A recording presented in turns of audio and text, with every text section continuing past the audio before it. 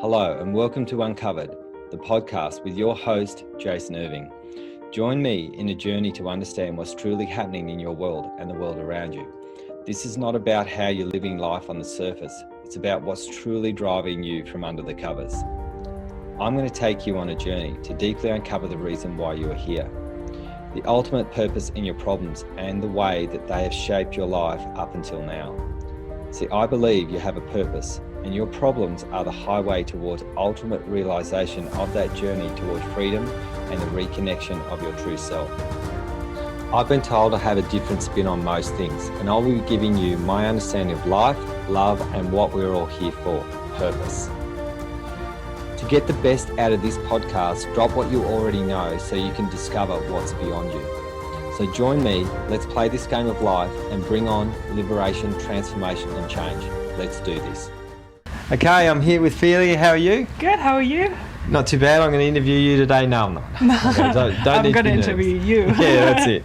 So we're going to be focusing on a whole bunch of emotions that we're going to be doing over a course of time here, and the first one that we're going to be focusing on is sadness.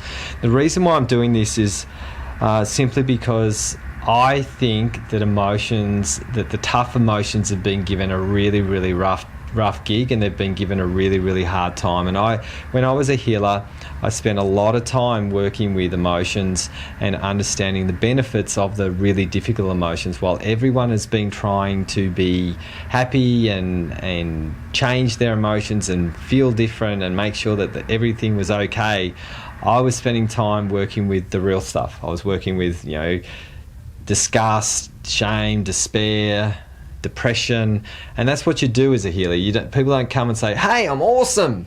Can you make me even better? Can you make me feel as amazing as I humanly possibly can?" That's just not what a healer does. So I spent all that time working with everyone's deepest, darkest secrets, Felia, and this is the thing that I want. I'm really passionate about this book that I'm going to be sharing around emotions as well. And so we're going to start with sadness, about what it is. So fire the questions at me and we'll start. So the first thing I'd like to know is, how does the world typically see sadness? Okay, so look, the world sees sadness as a wrong thing. So every time that we're sad, when someone says you're sad, the first thing you want to do as a person who's not sad is to fix it. You want to make it better. The reason why you want to make it better is because you're not comfortable with your own sadness. So usually what we do is we try to disguise that. We hide it underneath a happy smile, and we want everyone to know that we're okay. And this is generational. So it's really, really difficult to actually feel okay with sadness. So sadness is linked to depression, it's linked to suicide, so it's linked to all the things that we could do to self-harm. So I understand why people don't want to deal with their sadness, because it's one of those things that people just are frightened of, because we have thoughts that come along with it. I can't do this, it's all too much. When am I going to find that right partner? When is everything going to be okay? And the moment we're happy, we go, "Oh, thank God, I don't have to deal with this." Whereas I think sadness has a very different story to tell, and it's really, really important.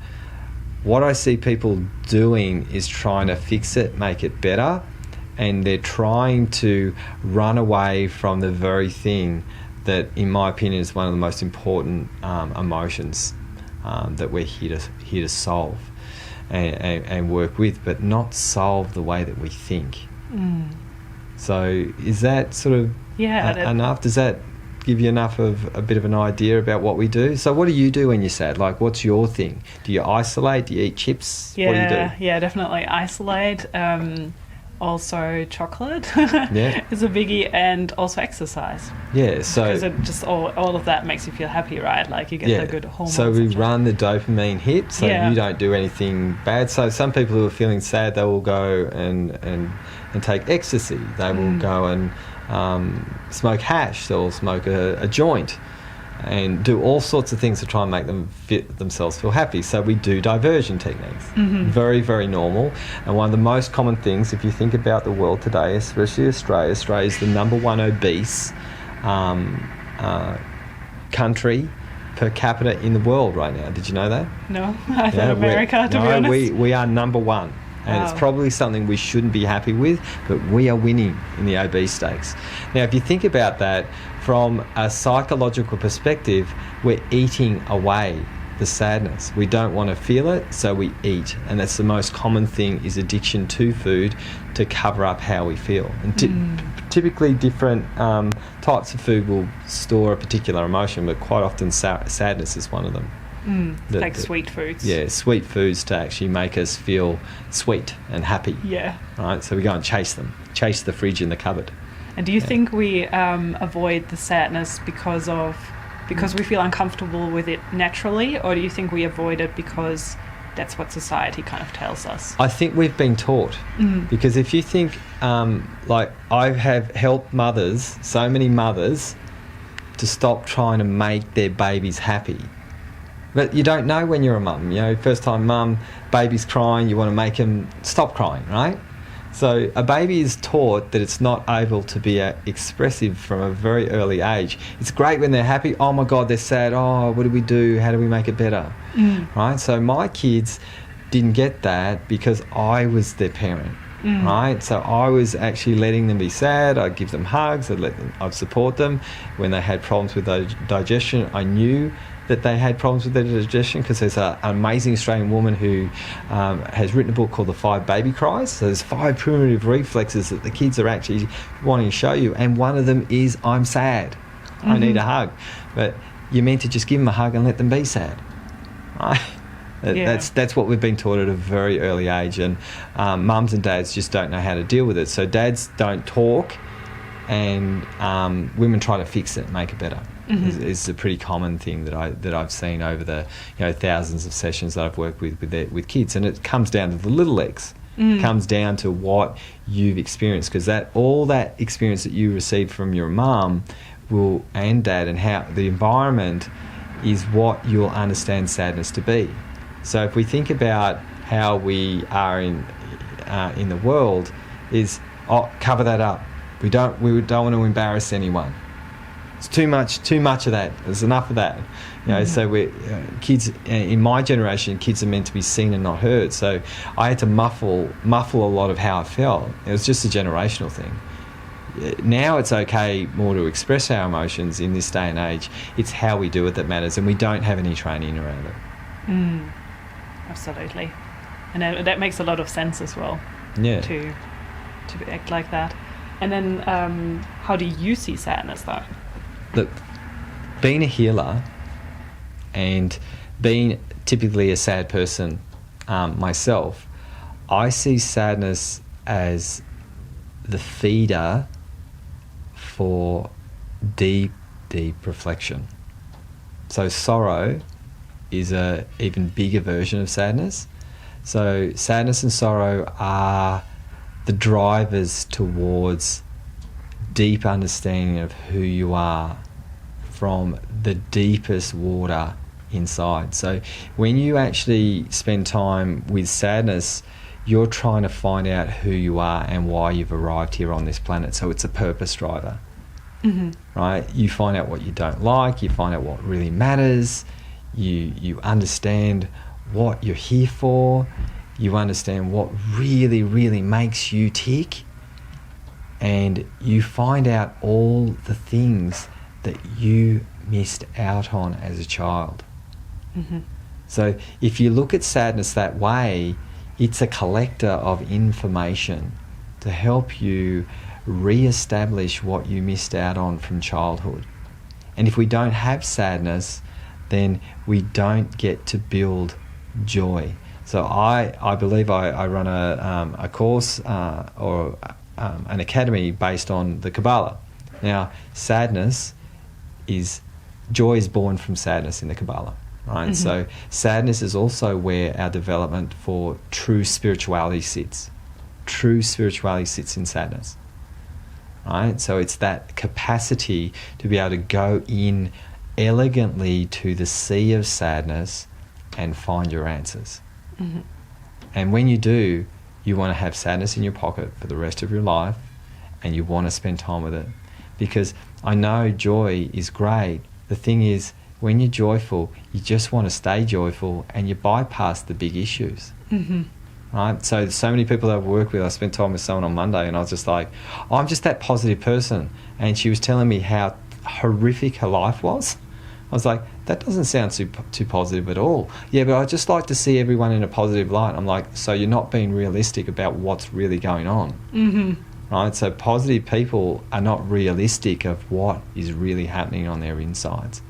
Sadness allows you to melt into your insides and find out who you are. And then positivity is born out of that. Yeah. And then you get to find out and you're like, oh my God, now I know who I am. I want understanding why I've arrived on this planet and what it all means. Mm-hmm. And what does this whole purpose of life mean? No one ever came to see me and say, Jason, I'm full of joy right now. What's the meaning of life? Right? They're sad and say, can you help me? I want to know what my purpose is. Yeah. So it's the first leader and the draw card towards purpose. Mm-hmm. To really, really deeply understand your deepest why of why you are here to do something great. It's in sadness that you'll find it. That's awesome. I love that. Very different though, isn't it? Yeah, very different. What does that make you feel right now, hearing that? It just like shifts things. Like it's a bit more expansive, I guess. Yeah. And it makes like sadness just look better. Yeah, and it makes sense though, doesn't Yeah, it? it does. Because if you think about when you've been sad, you've been reflective, you wanted to know why. When you're in joy, you just go, oh, it's okay. Yeah, Everything's don't fine. worry about it. Don't have to worry about it that. another time. Yeah, it's another time. Yeah, and then all those don't worry about it turn into the brick wall because you dismissed all the things that you didn't worry about because you just want to keep that feeling. Mm-hmm. Right? So it's a dismisser sometimes. Unless you are working with your sadness when you're in joy, Mm-hmm. then it elongates your sadness. But we'll talk about that later. Right. I was just thinking about like an addiction, an addiction to joy or also an addiction to sadness could be there as well. Right? Well, they're both. There are some people who are really addicted to being stuck, and there's a few people in the academy that I've had to really show them that they're addicted to being stuck, and now that they know that the sadness was something that was giving them attention, they had to actually change it. So sometimes it's an attention seeker that is wanting someone else to look after it. Does that make sense? Yeah. So what we've got to understand with sadness, that's the dysfunction of it. We go and reach out to someone because we're sad, or not, and then they're the people who suicide. There's Breathing Oxygen group of podcasts that I'm doing. So that's not for this part, but this is what people do. They can suicide if they don't reach out for help. And then you've got the ones who are real attention seekers with the sadness. And so what we do is in the academy, we just help people find out what the sadness is for them, what's teaching them, what lessons they need to learn, and how they can build a life based on it. That's great. And then the sea of sadness becomes tranquility. And you're accepting them as well. Yeah. Yeah. Rather than saying, oh, just do some yoga, you'll be happy, know, and then that will lead to suicide or something because you're not accepting what's actually going on. Yeah, that's exactly right. That's what we do differently here. Yeah, it makes difference. Makes a massive difference. So what's your, what, from that viewpoint that you've just described, what you would recommend to people to do when they're feeling sad? So this is what I recommend that you do when you're feeling sad, is make sure you reach out to somebody else. You got to reach out for the right person. I'll give you a really important tip. Pain needs to be heard. It never needs to be solved. So you need to find someone who is actually going to be able to respect the place that you're in. Because what sadness does is someone says, why don't you go and do some yoga?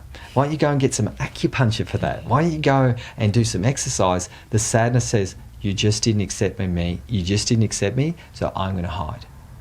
Right? So you need to actually go and get some help. And then if you don't have that, you spend some time asking questions about what you want in life. What's your purpose? What do you want to be? How do you want to live your life? And what things do you need to do to get there? And so then you get a list.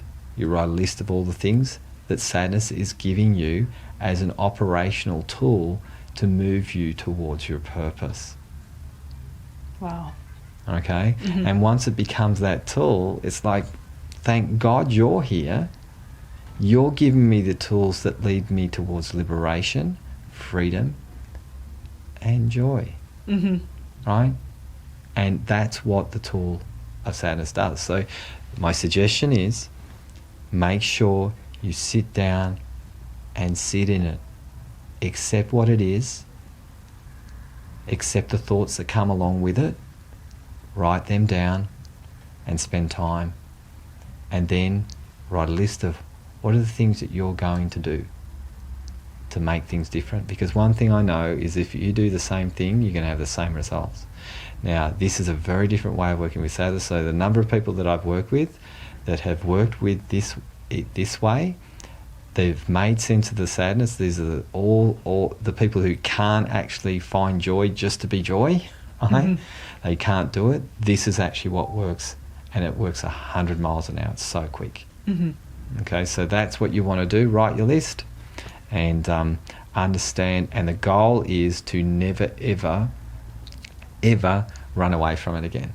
Right? So if you spend time with the sadness when you're happy, that's the best time, because you elongate happiness when you actually ask sadness to enter. Doesn't mean you'll be sad, you're asking it to enter. So you go to memories of maybe your dad dying or a situation when you're in good shape, so then it doesn't hit you like a brick wall, because you're asking it to be part of your world when you're okay. When you ask it to be part of your world, it doesn't feel like sadness. It becomes engaged, right? And you embody and engage it. You might have some tears. The thing is, you asked it rather than it asking you to work on it, because you're not prepared to work on it. So then you have an instance that forces you to be sad. Wouldn't it be better to ask it to be there, so then you could spend time with it, so then when it does come, it doesn't feel like an avalanche falling over you and you're stuck underneath all the rocks? Yeah, it's not like a flood, it's more like a stream, I guess. Yeah, it's a stream. So I get sad. And it's great being sad, because every time I'm sad, I want to spend time with it. I want to find out some more insights into who I am, what I am, and why I am. So that's sadness for us. So what do you think? I really like it, to look at it like that. And I think once you sit down and you actually write down what you want to do and what you want to do in your life, that kind of creates excitement again as well. Yeah, it does. It creates a hit of, hey, I can do something with this sadness. It gives me what? Every single person is looking for purpose and direction. Sadness will find it with you. And then even when you're thinking, I can't do this, who am I? You get up and you do it anyway, and then you end up having the life that I've got. Because a number of times I felt sad and felt like I couldn't do anything, and I just got up and did it anyway. I've achieved amazing results in my life. So I think it's an absolute load of bullshit that people say you get 30% more out of your life if you're happy. Statistically, they're only picking happy people, and they're picking the people who are sad and suck. They're not asking the people like me who are naturally sad, and they're not asking the people who are faking it, who are sad and pretending to be happy, what's really going on in their life. I know, yeah. I was going to say, who's also going to say I'm a naturally sad person? Not everyone would say that, right? Yeah. And I am. I'm a naturally sad person. But no one sees it, because I use the sadness as my way towards liberation. So I'm naturally jovial. That's what people say. And I'm like, no, I'm actually not jovial. I'm actually naturally sad. It's a good thing, and I keep it in my bow. It's really, really important. I've had suicidal thoughts. I've had all of those. I didn't know what to do with them. And then when people are trying to tell me to be something that I couldn't be, I was just like, you're not hearing me. So I knew I had to do something different. So guys, that's a wrap up for sadness. Hopefully you enjoyed that. And look, if you really want to find out, if you want to see us, our website is www.wellnessbreakthroughacademypodcast.com, so you can jump on that. I'd love it if you could like or share this to someone who is sad, to get a different viewpoint around what this is and what this means. There's going to be a whole lot of these emotions coming through with Philia and I to explain a whole bunch of different emotions. So I hope you've enjoyed the first one. Have an awesome, awesome time wherever you are, and keep sad.